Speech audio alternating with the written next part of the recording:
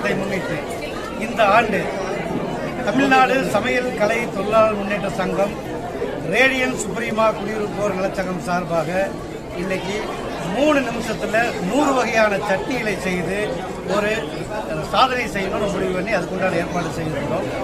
இந்த ரேடிமா சுப்ரீமா குடியிருப்பில் இருக்கக்கூடிய நூற்றுக்கணக்கான மகளிர் உடனடியாக அவங்களுக்கு சட்னிக்கு தேவையான எல்லாமே எடுத்துட்டு வந்து அவங்க இன்னைக்கு தக்காளி வகையில பல்வேறு சட்னி, காய்கறி வகையில பல்வேறு சட்னி, குழந்தைகளுக்கு பிடித்தமான இனிப்பு வகையில சட்னி, நீரிழிவு நோயால் பாதிக்கப்படுறவங்களுக்கான அந்த மூலிகை சட்னி உள்ளிட்ட பல்வேறு வகையான சட்னிகளை செய்து அதை பெரிய எல்லாருமே ஆர்வத்தோட செய்து இன்னைக்கு எல்லாருக்கும் பரிமாறினாங்க.